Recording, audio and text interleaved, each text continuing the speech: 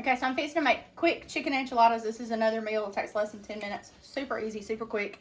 It's also a super cheap meal. I'm not gonna say cheap, inexpensive meal.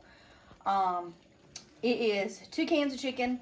I drained 1 can, and I use like, I think it's the 12-ounce cans. I drained 1 can I didn't, and cheddar cheese soup that's in here. And then this is a way to make your meal or your meat for like tacos and things go a little bit further. This is a can of refried beans, just regular can of refried beans. I got my little bitty spatula. There it is. All right, so just a regular can of refried beans, and I'm gonna add it to the meat mixture, and that's the reason I didn't drain one of these cans of meat or chicken. You can use any kind of refried beans you want to. You can use any kind of canned chicken you want to. Come on, there. That's gonna make a mess. Oh, there it goes. Yay. But I left one of these so that I left one of the cans not drained, so I'd have a little liquid in there. So, refried beans, soup, 2 cans of chicken. But to add the refried beans to it, it adds protein and it makes it go a little further. Anytime we have tacos, I do refried beans. I add it to my ground beef mixture or my ground turkey, whichever one I'm doing. Because I can use a pound of beef and 1 can of beans, and it'll feed these growing boys I have and my husband. So just kind of mix everything up, get it all incorporated, the can of soup, and if you like it a little spicier, use nacho cheese soup instead of cheddar cheese soup. Sam's not crazy about hot stuff, so we tend to use the other. Another thing that you can do is use lower sodium soup. It works just as well. Usually I have lower sodium cream of soups, but I didn't have it in the pantry today, so it was fine. Just mix all that up, get it incorporated. The other thing that you're gonna add is a package of taco seasoning. I don't have a package. I just have the big old giant container. It's 3 tablespoons. 1, 2, 3. This is an easy one that your kids can cook because it doesn't necessarily have to go on the stove. You can mix all these ingredients together and pop it in the microwave. Mix it all up in the microwave.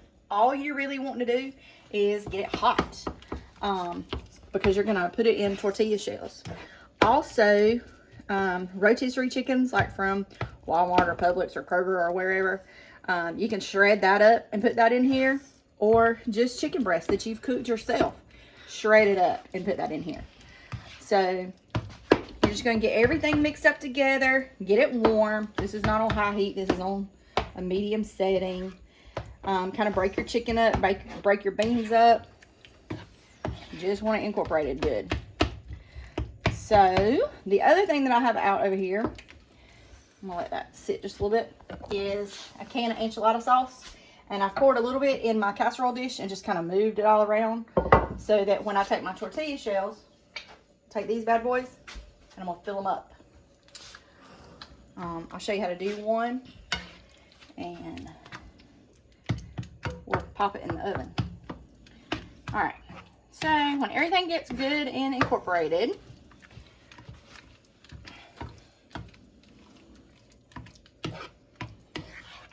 I think that's pretty good. All right, you're not going to put a whole pile of chicken in here or a whole pile of stuff in here because you're going to roll it up and you don't want it oozing out everywhere. You want it to kind of stay together. 1 spoonful, pop it in the middle. I know that doesn't look like a lot, but I promise it's going to be good. This is 8 tortilla shells, and you're just going to kind of roll it up and kind of pinch it because you want it to be in your casserole dish.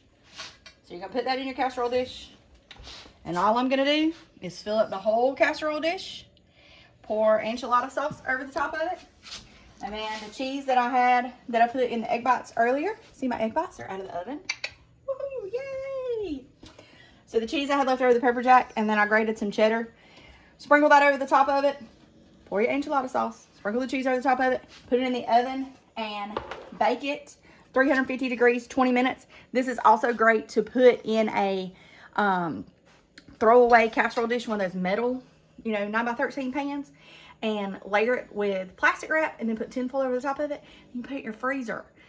It freezes for good 2 months. That's the longest it's ever stayed in my freezer, is 2 months. And we've eaten it because it is Jack's absolute favorite.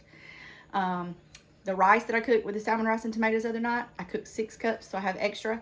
So we'll have rice. We'll put rice down, put the enchiladas on top of it, sour cream on top of it, a little salsa. Supper done in less than 10 minutes. How long this video take, Sam?